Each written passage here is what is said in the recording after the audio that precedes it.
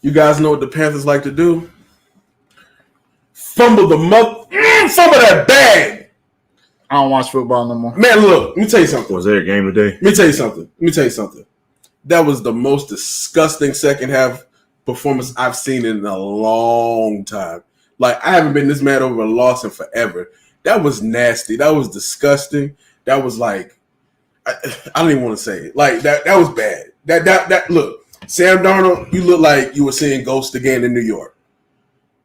That play calling Joe Brady, you might be a quote unquote hot offensive coordinator to be hired as a head coach. You didn't even look like a coordinator the second half today. Don't get me started. Look, y'all go ahead, man. Kaza, I might let you go first because I'm struggling to find words today. I got nothing to say. This may be like a 10-minute podcast today because what do you say after a loss like that? I will say this. I'm usually not a person who likes to overreact over one game. I'm not that guy. There's too much of that in the sports world. But Sam Darnold got to catch this heat today. Oh, he got all the smoke. Look, Darnold gets all the smoke today. Hey, look, we got an inside joke. Cosby like, I'm buying that jersey. If you bought that jersey, you're going to burn that goddamn thing jersey today. Send it back. Send it back. Look. I canceled the order 3 times in a row. I didn't even buy it again. I just cancel. Is it canceled? Yeah. NFL.com, cancel my order. Dude, like, okay, so our boy Swagner is like, is this worse than the Vikings lost last season? Yes. Absolutely. Yes. Absolutely. This was at home, in front of the fans, in front of a team that you are better than. Look, it was really bad. Jalen Hurts outplayed Sam Darnold. Yes. And he didn't do much of anything in the first half. Yep. Okay, so bad. Y'all know I'm not a huge college football fan. And you know why? Excuse my language. Because college shit. The Panthers lost today because of college shit. Because they was doing a bunch of college They was doing a bunch of the play calling. College. The execution. College. The lack of discipline. College. It looked like Matt Rule looked like he was back at Baylor and Temple today. What I don't. Okay, so to be fair, and this is the only fairness I'm going to give the Panthers today. They'll deserve a lot of it today. When you are the losing team, it is easier to make adjustments at the half because you know why you're losing. Philly was like, okay, we're not getting to Sam Darnold. We can't run the ball. We're not taking enough shots downfield. They made a slight adjustment. So if you're the winning team, typically you don't have to make those adjustments because you don't know what adjustments to make yet. Right. One of the important things in the NFL is being able to make an on-the-fly adjustment. After you see what adjustments the other team made at the half, you go, oh, okay, here's what we need to do. Hey, Kyle, let me respectfully cut you off for a second. We are, 5 games into the season now? Mm-hmm. Can somebody explain to me why the hell this team has not scored a damn point in the third quarter all season? We are minus 28 all season in the third quarter. That is disgusting. That is unacceptable. Second week in a row, we've led at the half. You know what that is? It's college shit. College shit, yes. It's more college shit. So you remember I told you guys I had a question for you guys. So one of the Panthers reporter, what's his name? Jeremy Igo? Yeah. He asked this question, and I want to know what you think. Well, the Panthers are now losing to bad teams at home. Rule to this point has been a failure. No honeymoon no more. Do you agree? Oh, it's too early for that. It's too early, man. I don't know about all that. Matt Rule is going to get some smoke today. Today he's going to get smoke, but I'm not ready to like way too early in the second season. If anything, the Panthers are ahead of schedule. Yeah. I mean, when Ron Rivera took over a worse team in 2010, 2011, took the Panthers 3 seasons. In the third season, they made the playoffs under Ron Rivera. So for Rule to come in to take a bad team and take them to the playoffs in the second season, because the Panthers will still probably be a playoff team. Actually, there's an extra wild card slot. Yeah. And their defense can carry them. Let me tell you something. This loss particularly hurts because Philly will be competing for the extra wild card. Exactly. And now we're right in there with Philly. I'm going to respectfully disagree. You know why? Because I don't care if they won today. They're still a bad football team. I still don't. I still don't see it with them. Young teams get better, and their defense is pretty good. Here's what bothers me the most about the loss. Philly actually didn't make any halftime adjustments. They did the same shit they was doing the first half. But see, the difference is they did the same professional shit, because what professionals do is they actually execute their game plan in the second half. They took advantage of the momentum swings. Thank you. Panthers got when they got a turnover, they went and scored. They blocked the punt, they scored. They got an interception, they scored. Like professionals. We did not do that. Let me tell you what pissed me off. About 30, 45 seconds left. First half, 4th and 2. You've been running the ball pretty effective all game. Go for it. You punt the ball, they drive down the field, score a field goal, and what did they win by? 3 points. That was Bill Barnwell used to have this column that he would write every Monday morning on ESPN, and he would call out coaches' questionable coaching decisions. There's going to be a damn laundry list. Yeah, for today's game. I wish he was still doing that column, because this is the perfect example. Your defense has been playing well. Philly is shut out. They didn't even want to throw the ball down. They didn't even want. They couldn't run the ball. So why not go for it? If you don't get it, okay. The worst thing that happens is that now Philly has a short field and they might score it, but they end up scoring anyways. Yeah. So why not try and get you trying to tell me you don't have enough confidence in your guys to get 2 yards? Apparently, or enough confidence in your defense that I don't. But then it's on top of that. Matt Rule he's pretty much been a risk taker all the way up until this point. So for him to not take that risk this particular game is puzzling. This is the same thing that happened in Dallas game. They try to get cute. Yeah. Instead of doing what got them there, they gonna change it up a little. They're expecting this, so we're gonna do this. No, do that and make them stop it.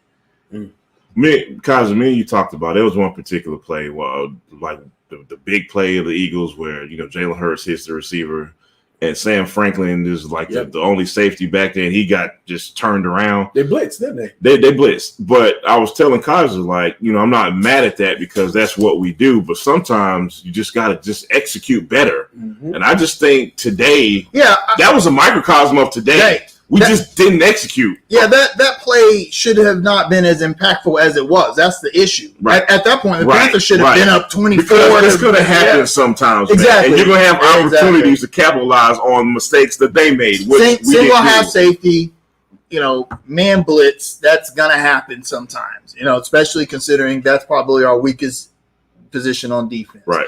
So I wasn't really mad that they gave that play up. I wasn't that mad at the defense at all. They were first of all, Dante Jackson had a great game. Best game of his career. Yep, they played well, even though Shaq Thompson was out. C.J. Henderson looked great. They did not throw his way. A.J. Bouye actually looked really good. He was good in the first half. Yeah, I thought the defense played well. Hassan Reddick played well. The defense played well, but the offense could not capitalize. The offense let the defense down. Yes, they could not. Right. The defense was giving the game to the offense. Like, here you go. Here's two back-to-back turnovers. Yeah. Here you go. He's get a field goal. They didn't even score. Get a field goal. And Sam Bridgewater could not get us. Remember, all last season, our main criticism of Teddy was that when the Panthers needed to score, he couldn't do it. Yep. Sam Darnold did that today. When we needed to score, we couldn't get it. And my thing is, man, like with him taking some of those sacks, there were some avenues to run, and then some of them were on him. He held on the ball too long. He really held onto the ball too long. I think. And then I'm sorry. Go ahead. Robbie Anderson got to get this work too, bro. Oh, he got it. Yeah, he got to get it. I was gonna say guys weren't getting that open, especially in the first quarter. Yeah, and I'm wondering if part of that is play calling. So I think and I think that Sam in his mind is thinking, okay, I got to get Robbie the ball. He stared him down on that last play, corner route. Hey guys, it's hot take time. It's hot take time. Look, man, there were some people online. There were some people online who noticed. I kind of noticed. I didn't want to say this. There was some bad body language being shown by Mr. Anderson today. What? Is he starting to pout? Is the diva coming out? Let me tell you something. That throw by Sam, right, underthrew him. That was a touchdown. Yeah, that was a touchdown. And it looks like it was a route miscommunication. He actually got hit on that play, man. It was a little bit of that. I've seen it throughout the year. It was supposed to be a post, and Darnold threw it more like a seam. Right. Which maybe because he was getting hurt. Really, that was a good play by the defender. But the problem is this. Dude, we paid you like $1 million a game. We paid you like an elite receiver.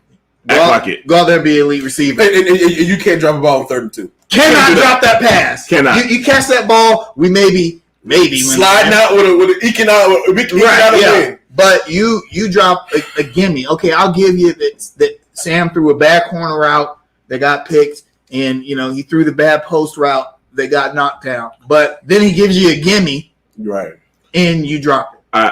Y'all know we don't do hot take culture here, but the narrative around Anderson, this season is that, hey man, we haven't really gotten him the ball like we think we need to because DJ Moore is getting most of the targets, and DJ Moore open because he's open. He catches the ball. It's that simple. Yeah. It's that simple.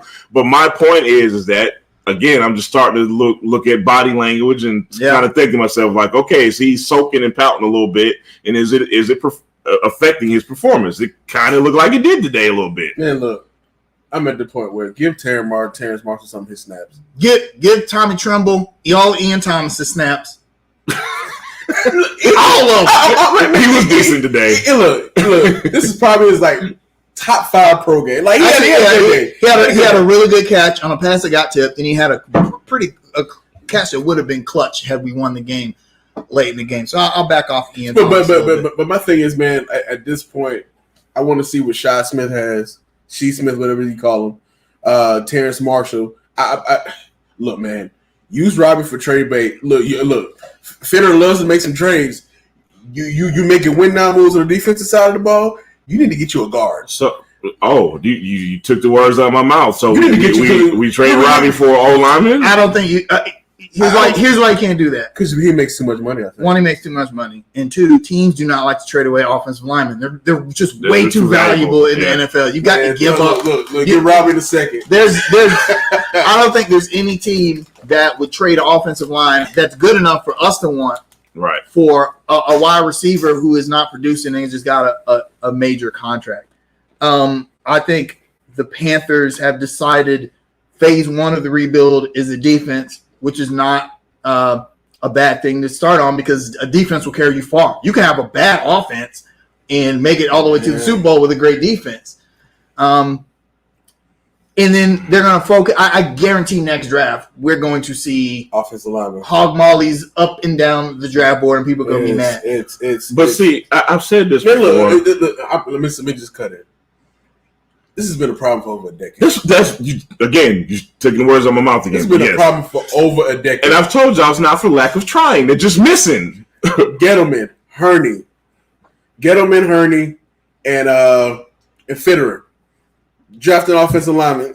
Brady Christian was he may have been the best one today. That's sad. He actually played well today, except for an iffy holding call. That wasn't a hold. Oh my god. They rooked him right there.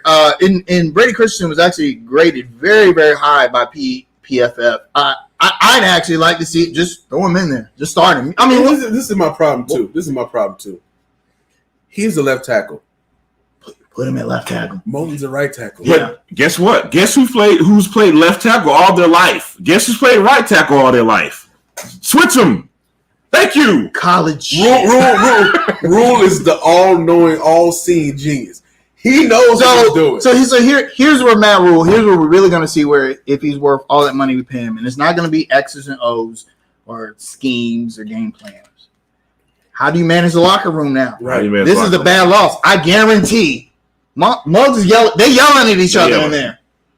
Cass is pointing fingers now. I guarantee you, Robbie ain't too happy with. Absolutely not. So this is different. DJ shouldn't be happy with him either. This is different in college. In college, you can mitigate that by you can pull a player to the side. Hey, son, let me talk to you. Or hey, I'm going to sit you for this game. No, these are grown men that are getting paid millions of dollars. But you know the caveat to that.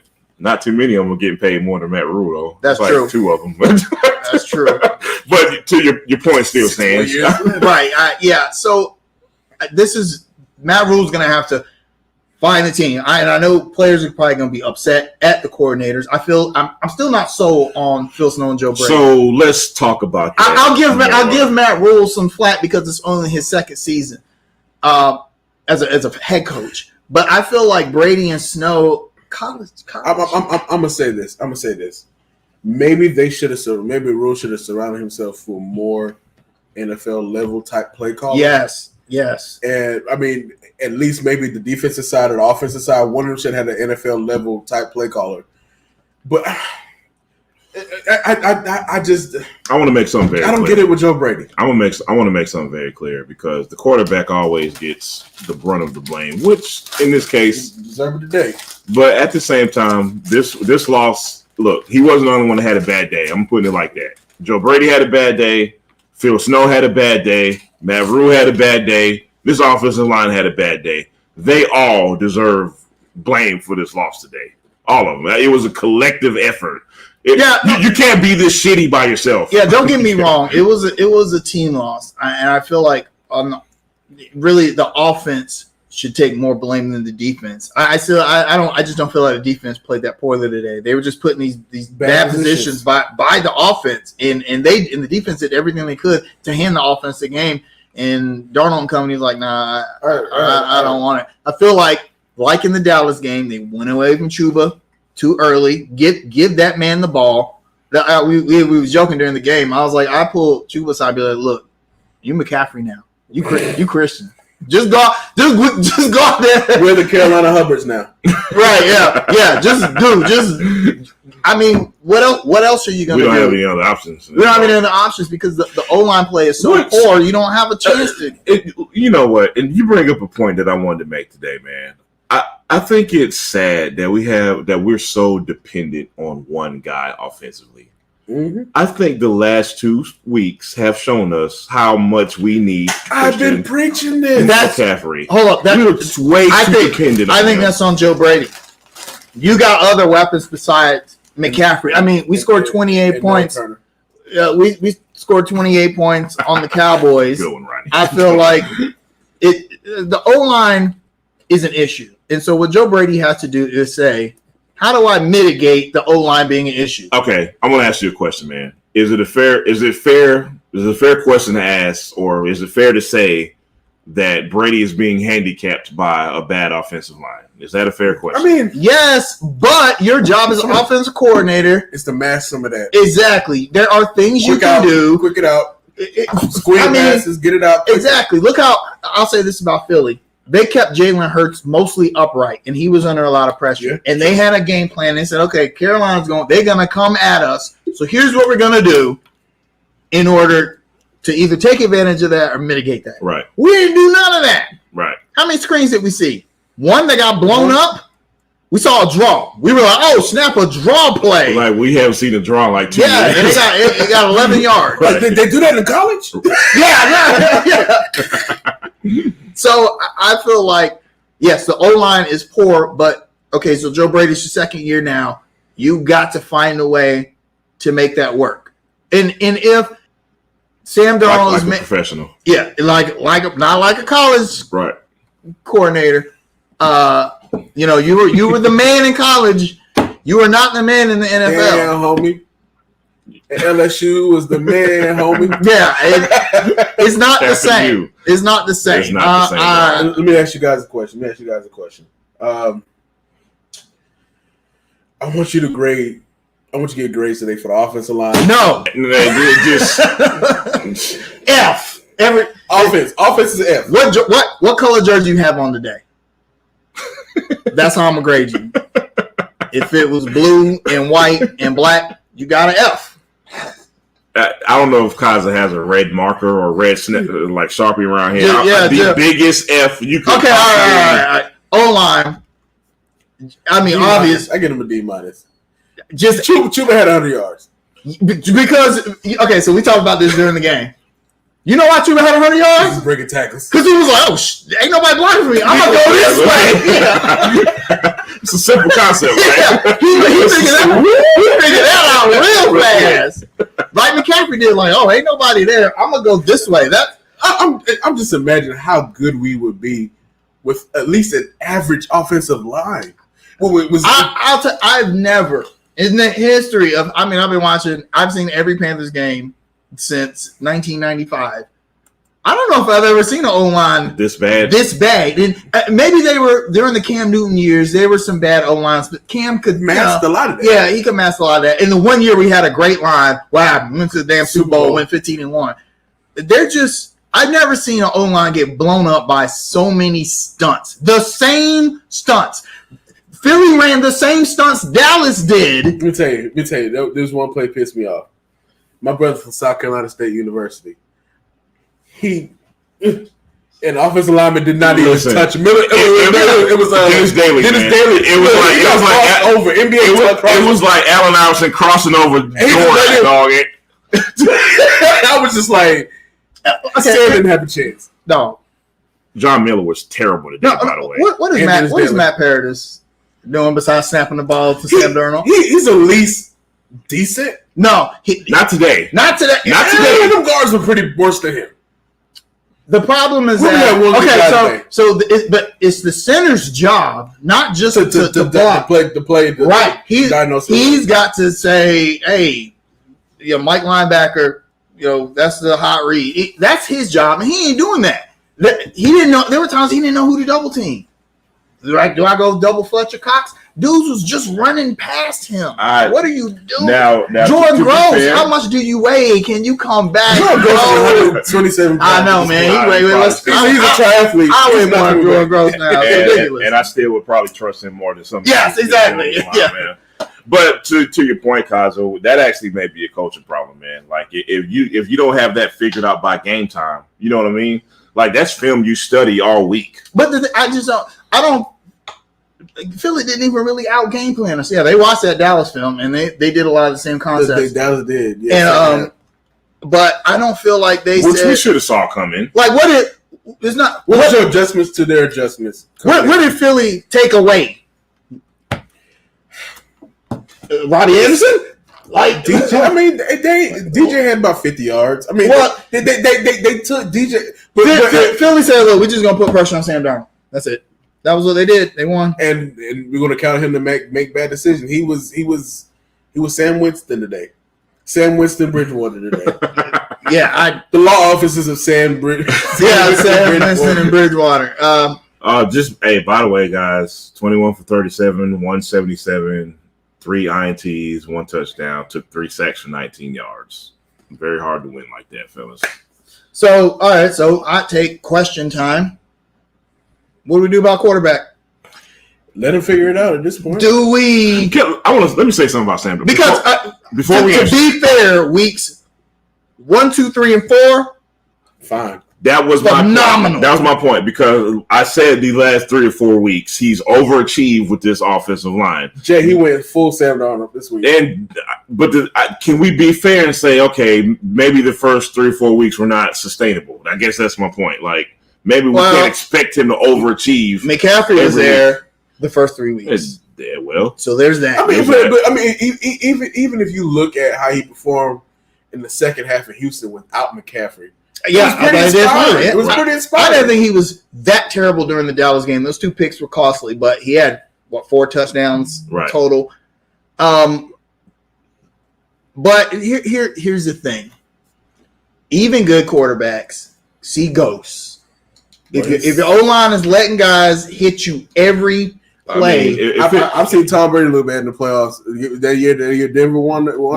Last year, Tom Brady looked bad in the playoffs. Right. People forget that because they won the Super Bowl. But he looked bad in the playoffs because I'll never forget Aaron Rodgers, Packers Panthers 2015, maybe the Super Bowl year. Aaron Rodgers coming back from injury. Yeah. Everyone had the Packers to win. The Packers lose the game because Aaron Rodgers throws just the worst pass I've ever seen Aaron Rodgers throw.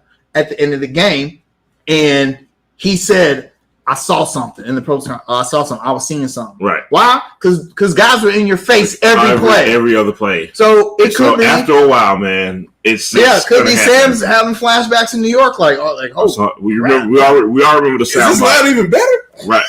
Let me I'm gonna say this. I think the Lions last year is pretty comparable to New York, but he just has better skill talent. Exactly. He's got better weapons. And I do think valves. Sometimes with those interceptions, he's pressing. Yeah. He's like, I know Robbie Anderson is a good receiver. I got to get him the ball. All right. I got to ask y'all a question, and I don't really want to, but fans are going to be interested in this question. Do you pick up the phone and call the Texans, be like, man, what's going on? You make that call every day. What's the situation? Regardless, you make that call every day. I'm gonna say this, man.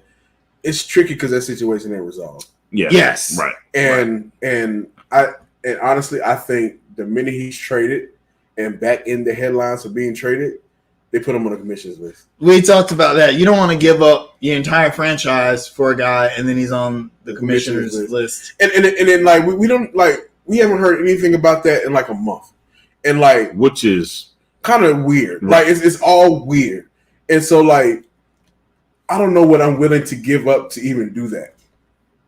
At this point, last year he threw for 5,000 yards to nobody, and he wasn't the reason they lost these games. Right. I think he's a tier below Mahomes when he's fully healthy. Definitely. When he's fully healthy. I agree. But my thing is look, I love him, Clemson alum, but I don't know what.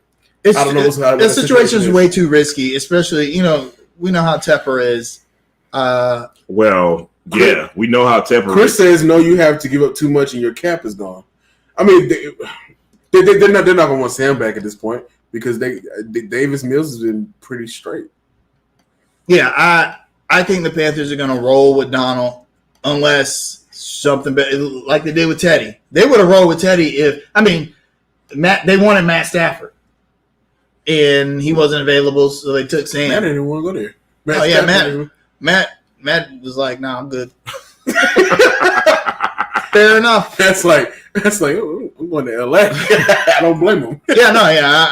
Fair enough. But the quarterback situation, and okay, maybe we're overreacting because it was a bad game, but it wasn't like having a bad. I would have expected a bad game against Dallas. Or I'm gonna say this. Somebody even says.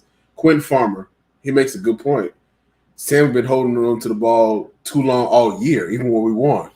Some of those decision making, he got built up by CMC. I think that is a fair point. It is, but that takes too much of the heat off the O line. Which you can't do. They're bad either way. O line got a block. They're bad either way. It don't matter, right? If a QB is holding on to the ball, why do QBs hold on to the ball too long? Because nobody's open. Because nobody's open. If a guy's open, QB throw it to him every time. And which is tough for us to talk about because we don't see the film. We don't see right. We're not looking at the vantage point. So that's really tough for us to talk about. No, but I don't fair like point, Justin Fields. I don't think Justin Fields would have made a difference. No, absolutely. I'm looking at Justin Fields play. Nah. No. He got a ways to go. Man. Maybe it's a curse in Chicago.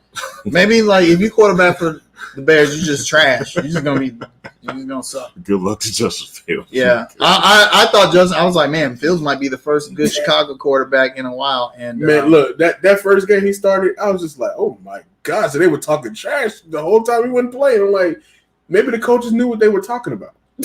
I gotta say, man, Christian McCaffrey, get well soon, man, because it's like night and day, and it shouldn't be this way. Good point here. Joe Brady was assistant with the Saints. How come we don't see none of this stuff the Saints used to do? None of it.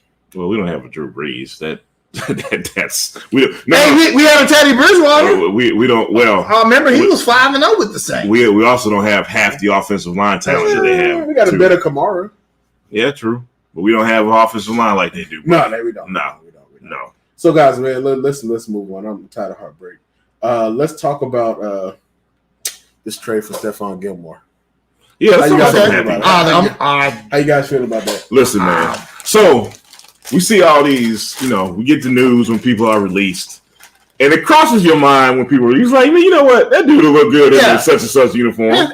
Panthers should go for him. 5 minutes later, Rodney sends us the news. I'm like, nah, this shit ain't real. Like, ain't no way. Like, there's no way we just got Stephon Gilmore. And after, a few minutes, I saw that it was confirmed, man. I was really excited, dude. Like, this is a boss move by Scott Fitterer, man. I can't wait till he gets healthy, cleared to play, man. I'm excited, man. Me and Kaiser were talking about this earlier, man. Like, dog. It's funny. There was a moment in the game. We was just sitting there watching that story, man. And I go, and I'm thinking, man, if Stephon Gilmore's on the field, and I just said, dog, and Jamal goes, if Stephon Gilmore, I was like, yes, that's exactly what I was gonna say. We have this telepathic link. We just knew. I was just thinking, man, if Stephon Gilmore was on the field right now, I'm stoked. These are the kind of moves that Charlotte Hornets fans have wet dreams about. Right. Like,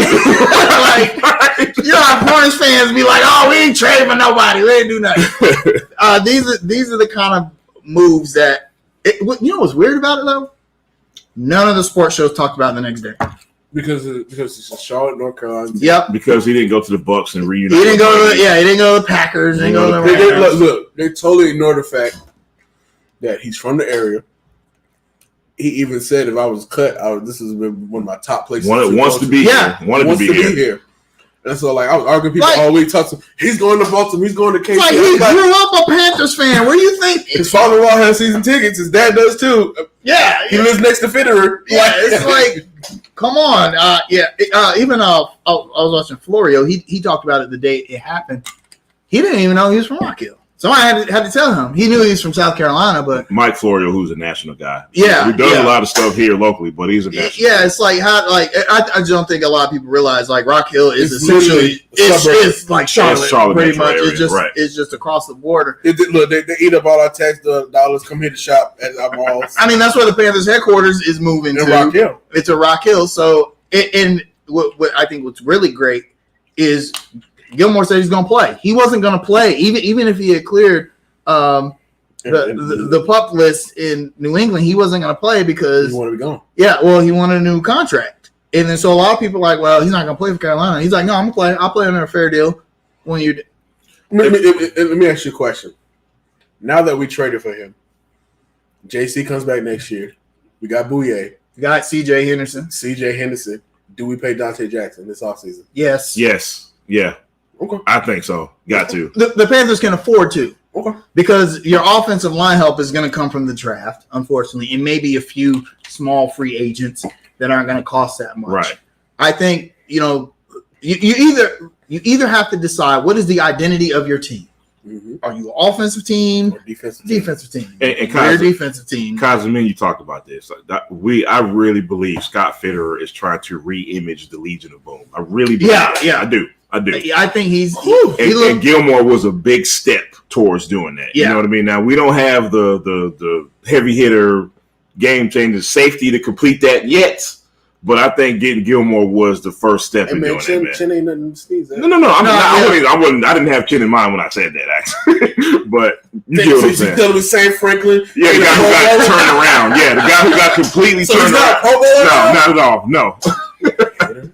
Yeah, I saw you have credentials. I think that Fitterer, Tepper, Rule have said, okay, we want to be the best defense in the league because that will carry you far. You can get by on because look how terrible we played today, and defense kept us in the game until they couldn't do it anymore. Exactly. So I'm sorry, we're not talking about that anymore. And all this is without Shaq and Gilmore. Yeah, and JC. I can't wait till next season, man. Next year is gonna be. Yeah, I don't even care about the rest of the season.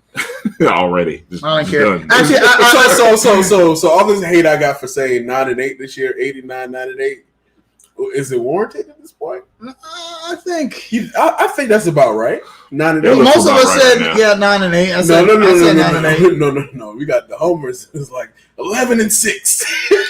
12-5. We never said that. Let's be clear. We never. If the Panthers won today, I think you could look at 11-6, reasonable. But this is a loss because this was we losing to bad teams. So you were supposed to win this game. So this is like this stretch of 5 games. This is very winnable. I think this was like a transformative game, and what I mean by that, it's a game that might have really exposed us. I hate when people say that normally, but with this particular game, you got other teams looking like, okay, we see a weakness here. Well, I think the Dallas game, right? I think the Dallas game kind of it didn't expose the defense as much as it exposed our. Well, I think it exposed our coaching.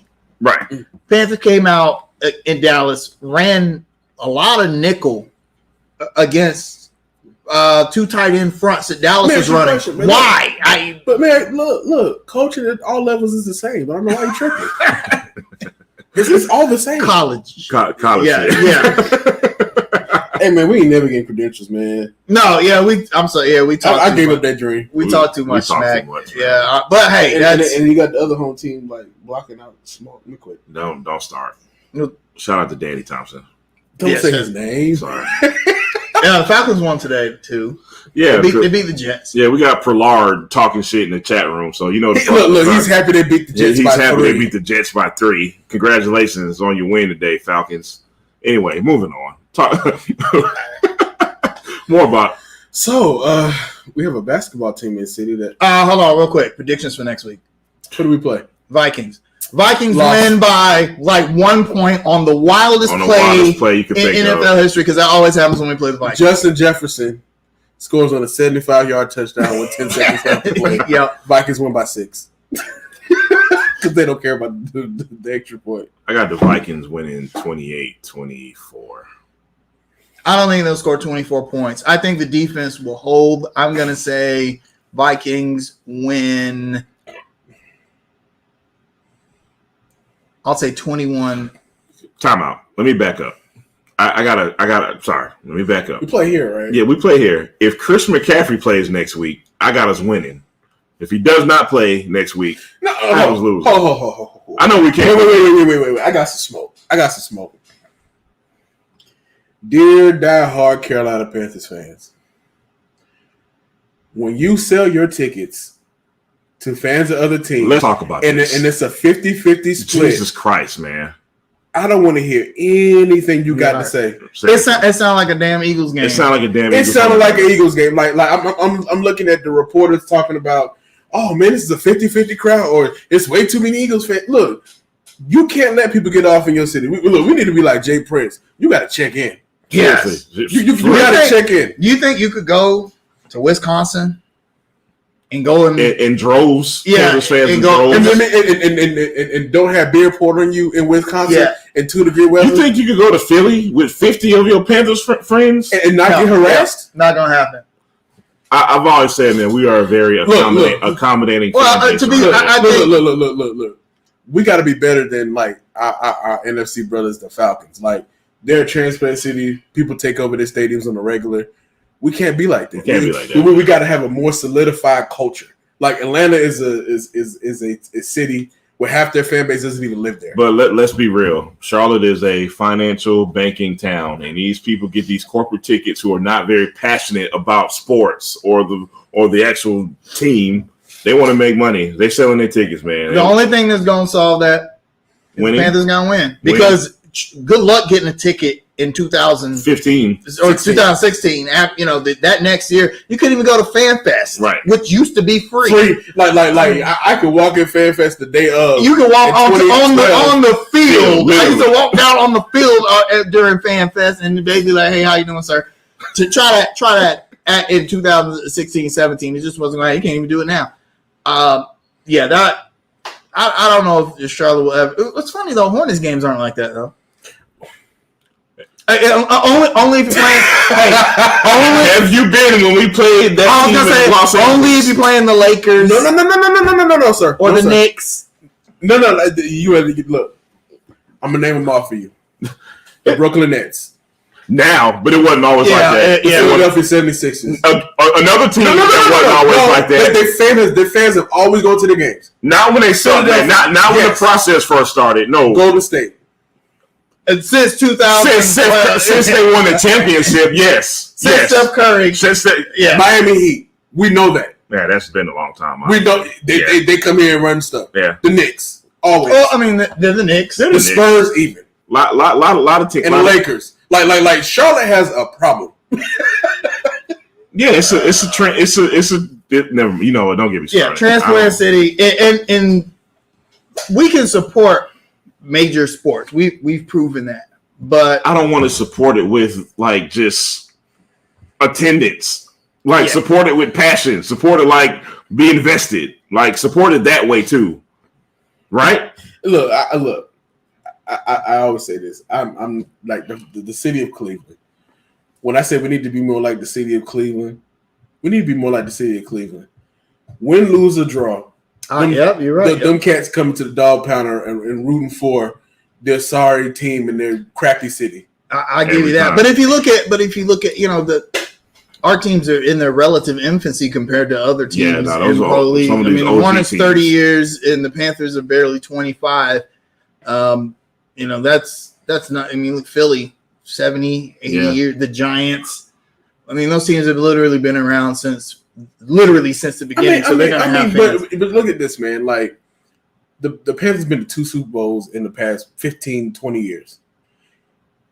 Cleveland ain't been but to the first round of the playoffs one time. Look, man, y'all are not calling a spade.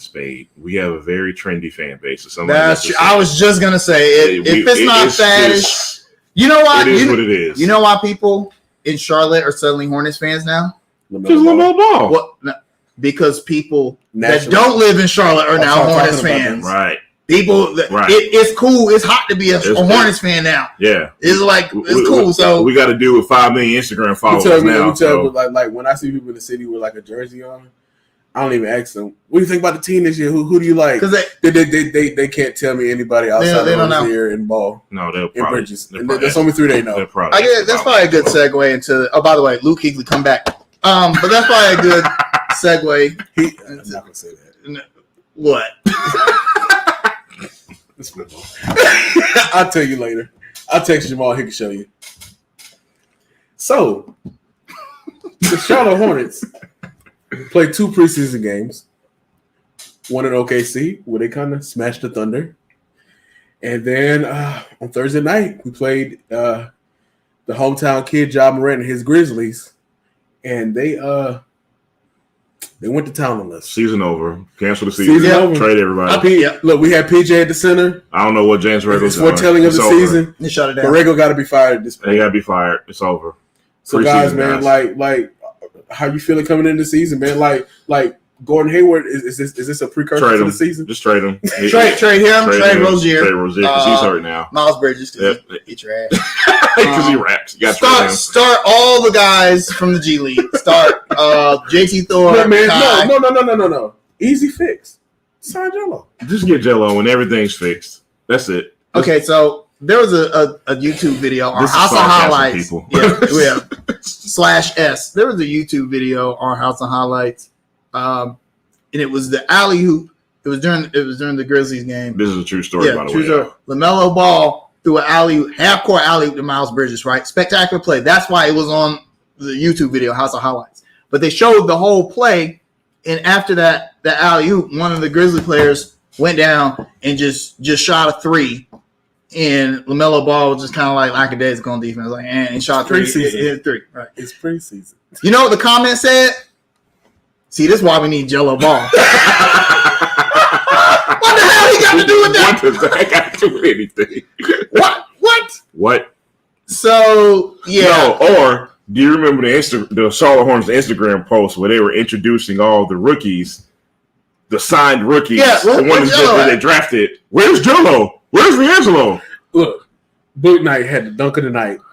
And I speaking to that, do y'all see James Book Knight playing basketball? Perfect segue. Do y'all see him playing basketball? I need Hornets fans to. Do you see it or you just skim through it? Because Jello's not there. I need y'all to start ordering the James Book Knight jersey. Seriously, it's preseason. We know this. We don't overreact, but he's been the bright spot, man. I'm quote Brother Vince. James Bouknight is a mature Malik Monk. I agree 100%. I'm sorry. I don't care if we haven't seen him play. He's doing everything we wanted Malik Monk to do. Now, it's preseason. I don't care. But I already believe it. But I do think the fact that he's balling during preseason says so. There's an old boxing saying for everyone that's suddenly a boxing fan. You ever notice after a big fight, everyone's like, got a boxing fan, but no one wants to talk to me about it any other time. There's a saying in boxing. Angelo Dundee, I think, used to say that real pros know when to spar and when to fight. Mm-hmm. Meaning, you don't go in your sparring sessions like you fight. You don't go and give your body up. It's sparring. You go in there to work on stuff. Strategy. You don't go in there to you literally spar to put yourself at a disadvantage so that when it's time to fight, that you know how to handle those situations. Right. That's all the preseason is. That's why LaMelo Ball just let this dude shoot a three. Why should he risk anything? For what is essentially a meaningless game. Now, the John Moran was like, "Hey, I'm gonna play hard every time I get." Well, good for you, brother. Good for you. Nobody cares. This game, nobody cares about this game. Nobody cares. The Hornets didn't care. Nobody cares. It's preseason. It is preseason. It's preseason. To be fair, what Aaron Rodgers say, relax. To be fair, James Berger was not happy. He did. I mean, because he's on the hot seat because we lost the preseason. Is that what it is? Okay, so either hot seat is fine. So also, I need Hornets fans to be abreast of things like the injury report, because if Mason Plumlee's not available, that means that PJ Washington is the de facto center. So you're telling me that Kai Jones wasn't ready? No. All 197 pounds of Kai Jones isn't ready? 197 pounds of Kai Jones.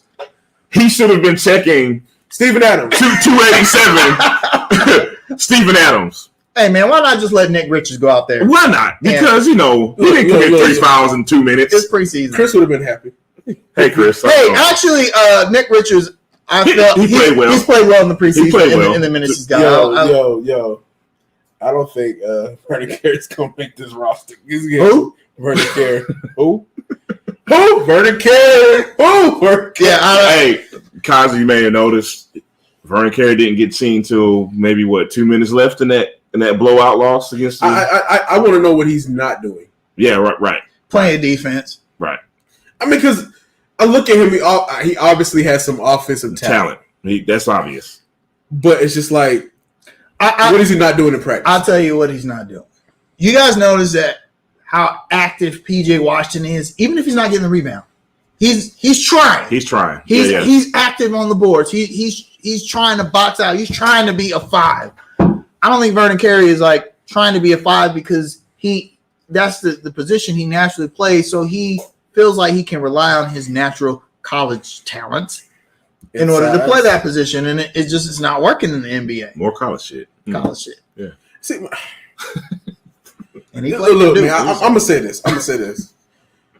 At this point, I'm tired of the hot takes with PJ, like the hot bad takes. We are not putting him in the position to showcase his skill set. The boy's 6'7". He's not a 5. No, yeah, I agree with that, and I don't think. And for all the talk last year, he played pretty doggone okay. He played pretty well for he averaged a block a game at 6'7". A sophomore playing out of position. I guess my only point with PJ at 5 is there's just no other options. That's just it. That's reality. Guys, when Mason Plumlee comes back, it'll be a lot better. It'll be better. Hey man, no, I'm not gonna ask that question. I'll text it to you. my phone's dead, so I'll show him. Yeah, so I mean, obviously, Terry Rozier is going to get traded because he's injured now, and it's time for James Bouknight to shine. And no, we can do this. We can start Terry. We can play Melo at the 3, put James at put Terry at the 1, and James at the 2. Dog, which y'all want to trade for Ben Simmons and play him at the 5? Y'all don't want to do that? Even though he got scared by Trae Young in the playoffs, he didn't want to dunk on Trae Young with the game-winning dunk in the playoffs. That's what we need at the 5. Yeah. And his feelings are so hurt because they called him out for his bad play. He didn't want to come back and play. And that's the guy we need. And he let his agent hoodwink him to losing all this money that he can't recruit back. Oh, okay. Yeah, that's the guy we need. That's the guy we want. That's the guy we want right there. This is what I said, and it's pretty bad. The last two. See, this is why we're not gonna get credentials. We are. I believe we are. No, can't be, man. I think we are. Really? Okay, we're gonna look that up. I know our fans are look. Like, what the hell are they talking about? We can't do that. It can only be one. I guess so. If you read between the lines, you know what I'm talking about. It can only be one. It can only be one, and we got two. We gotta make a trade. We gotta make a trade.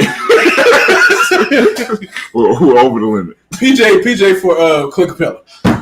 First rounder. I mean, it doesn't matter because Gore Hayward is gonna get traded first game of the season, right? You're making it too easy, right? Y'all are terrible today. I don't know what to think about the Hornets because it's preseason, and I don't really. I'm not gonna say I don't care about preseason because I did watch the game. Yeah. I didn't watch the game mainly because I wanted to see how a guy like Book Knight would do against NBA level talent. That is the main thing I want to see. Right, instead of like summer league where this is just a glorified gym run. And I felt like he played well in those two games. Yeah. Let me ask you a question: how do you guys feel about the backup point guard Ishmael? I like it, man. I thought I'd be real upset about DG being gone, but I don't think I'm going to miss him that much during the season. I put it to you like this, man. I don't think Ish Smith is a better basketball player than Devontae Graham. I want to make that clear. However, I do think Ish Smith could be a better fit with the bench this year. I like Ish Smith running with that second unit. I like Ish Smith beside James Bouknight. Pay our boy $15 million. You know what, that may come to be a very good decision, honestly. Much as I love Devontae Graham, man, I can't do it, bro. Hey, man, so you're not inspired by those 4 from 15 3-point games? No, not at all, man. I mean, he can pass the ball. He can, but no. The 4 for 15 and 1 for 5 at the rim when they're doing the I would rather have someone that can run the offense on the second unit. Exactly, and not need their own offense. In that, because that's going to let guys like Kai Jones and James Bouknight shine. It's going to save us too, having PJ on that second unit, stretching the floor out because Ish is not a shooter. No, he's not. Right, but he can get to the basket at will, though. And then Bouknight can actually. All right, so let me ask you this: there's a sentiment in a lot of the Hornets groups that PJ should be starting at the 4 and Miles should be coming off the bench. Nah, I don't see backing up Hayward. No, I mean, at 3. Either way, I wouldn't be mad, but I like it better because of position flexibility. Yeah, PJ can play the 5 also. Yes, and I like him better playing backup 5, starting 5. Absolutely. Right. And I want to see Kelly Oubre at the 3, sometimes at the 4 versus Miles at the 3. Right. Because I think Kelly Oubre is more of a natural 3 than Miles. Yeah. Like I've been telling people this for years. Miles is a 4. He's a bit of a tweener. He's a tween. It depends on the matchup, but in most matchups he's a 4, taking advantage, and he's ultra athletic enough to play defense. Yes. That's his athleticism. He reminds me of a more refined shooter, like a Sean Marion type. Yeah. Which is not a bad player at all. Plus, I think Miles has earned his right to start. The dude went almost 50, 40, 90 last year. Almost 50, 40, 90. Here's what impressed me most, because a lot of people are like, oh, he started 22 games, I think. Mm-hmm. Averaged 18, 4 and 3 in those 22 games. But here's what impressed me most. He missed a whole week for COVID protocols. Came back and put up 20-something points. Right. And plus, y'all talk about we need to sign Jello to make LaMelo happy. You know what makes LaMelo happy? Winning. Playing with Miles Bridges, mate. You can tell. Imagine running down the lane, Melo in the middle. You got Uber on the left side, Miles yes, and like you said, they collide and break the rim. and Eric Collins loses his shit on TV. He has an aneurysm on TV. And immediately get a medical attention, and it's fine. You know what I would like more. I would like more if, and I'm not saying how we go about this, but I would like more if the solution for backup center is solved and PJ plays 4. I don't know what that entails. I would, but so it's clear that. But it also depends on matchup too. It's really going to depend on how Kai Jones develops. Is he going to develop as an NBA 5 or more John Collins kind of player, because that's kind of what I see him more as. But I'll say this in regards to how Borrego works. It's so matchup based. You know what I mean? That's true. Borrego's a very matchup based type of guy. So if you have PJ and Kai and Nick Richards, it's kind of a good problem to have, I guess, because you can kind of, there's some flexibility you can do with that lineup. So it all depends, man. But with all that being said, I just think it works best if PJ's at 4. I think we all agree with that. You didn't mention my boy playing at all. Who that? You mentioned my boy Werner. Who? Werner Carey. Look, I think Coach K is retiring soon, man. So there may be an opening. I think that Borrego is going to focus on the further development of Nick Richards and Kai Jones to shore up that 5 I think spot. so too. I think we're going to see a lot more Nick Richards. So after next week, who's cut to you? So Awandu, Jello. Does Caboclo make a roster? G League. I think he's a lock. I think he could be the guy. He hasn't played. He can shoot really, really well. And it depends on how you want to. Do you want to develop him as like a pure shooter? I do. I keep him on the G League roster, man, if it's me. I also like Scotty Lewis. I really like Scotty Lewis.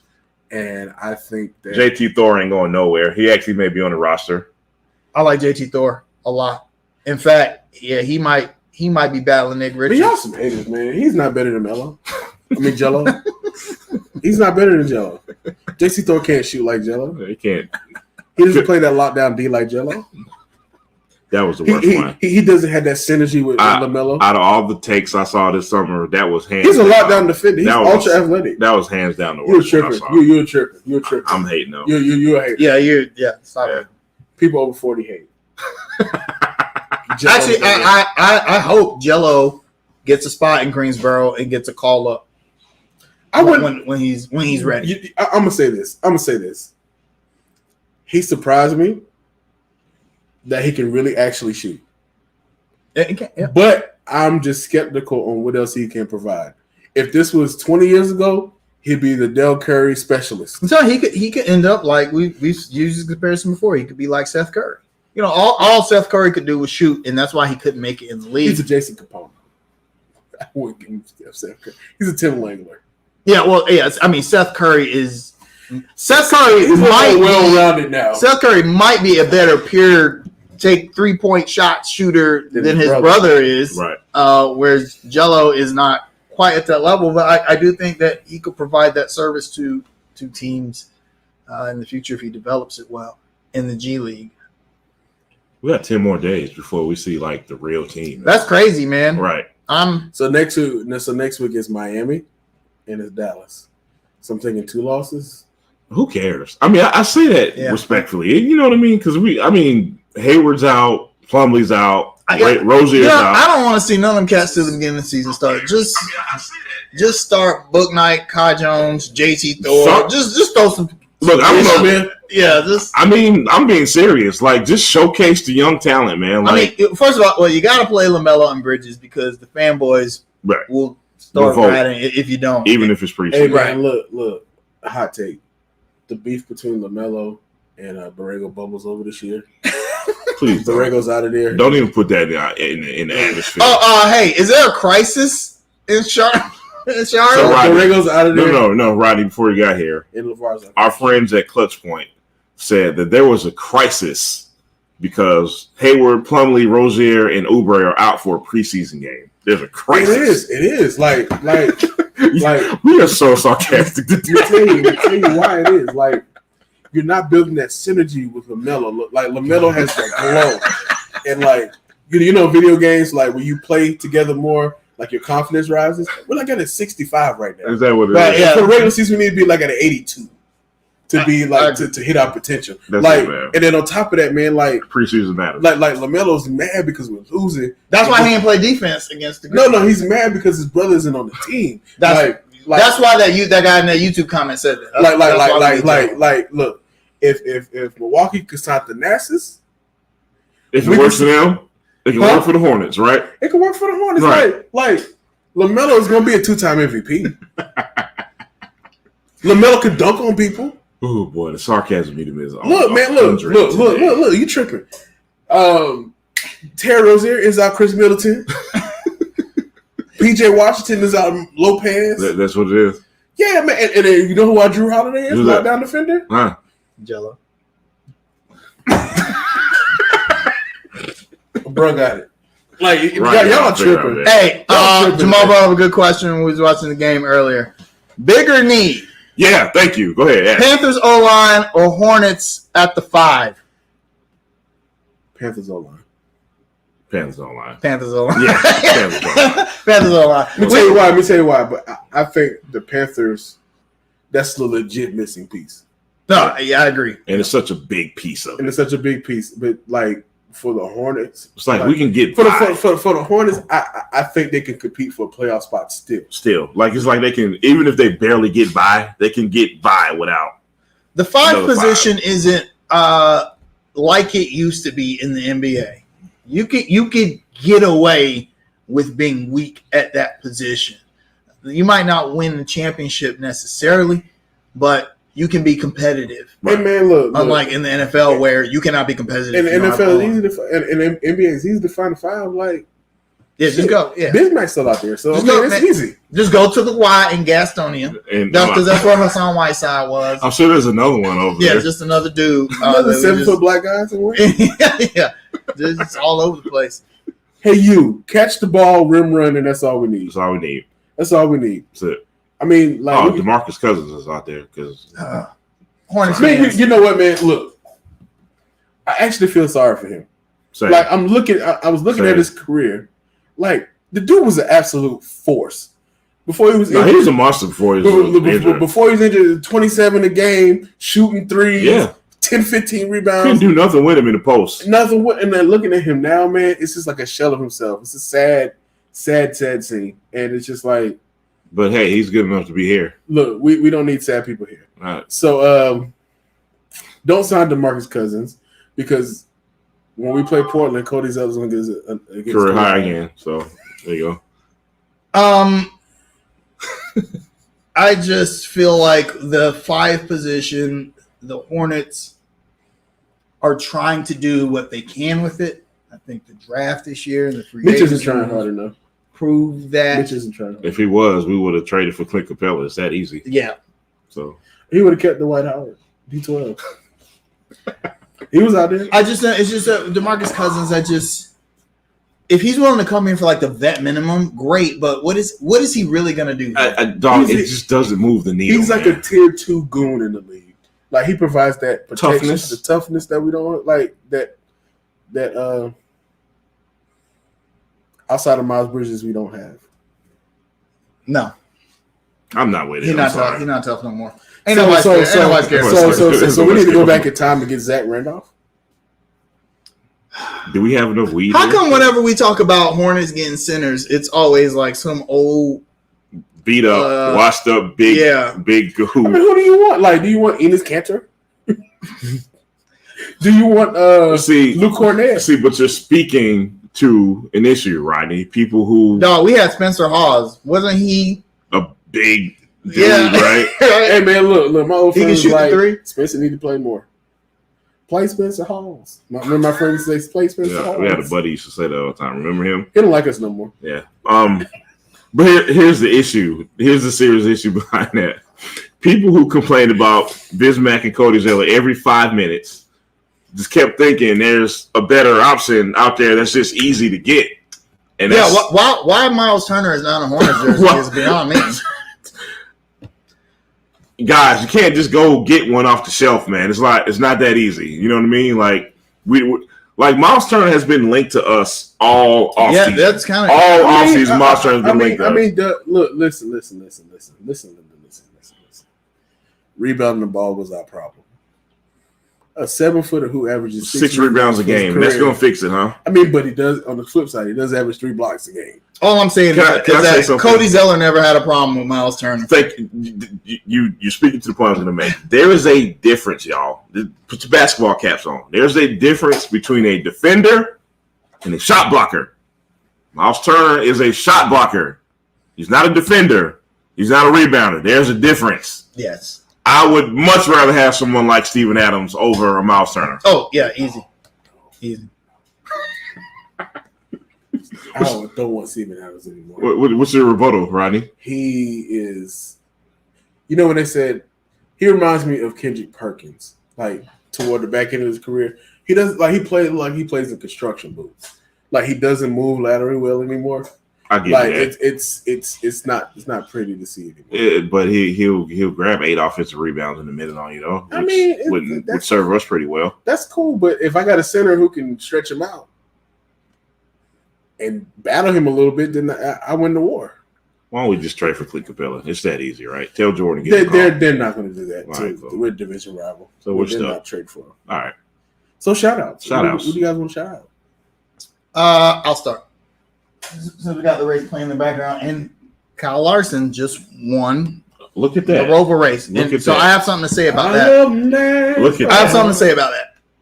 So last week, around the time that we were recording, that's why I didn't shout it out then, Bubba Wallace won at Talladega. Now, the win itself was a bit controversial because he happened to be in the lead with 5 laps to go, and then the race was called for rain. Talladega is a very high-speed track. It has no lights, so visibility was low. It's just dangerous to race in the rain, so they called the race, and he ended up winning. Bubba Wallace was the first African-American driver to win a NASCAR Cup Series race, which is the highest level of NASCAR, since 1963. Wow. Wendell Scott was the last. Yeah. Wow. So only 2 African-American drivers in NASCAR history have won Cup Series races. Bubba Wallace was the second. And as you can imagine, the YouTube and Facebook comments. Oh, boy. Oh, my God. I guess as disgusting as the you would have thought, maybe even worse. You would have thought that Bubba Wallace was breaking in people's houses and stealing white women. And because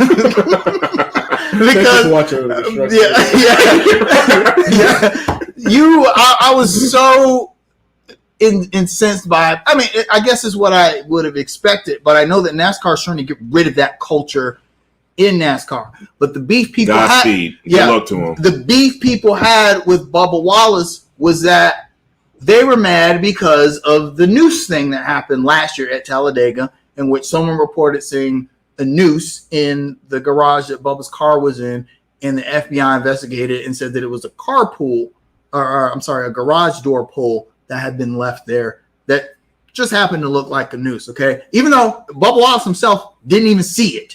Right. He never even saw it. Someone on his team reported it, and they investigated. Guess what?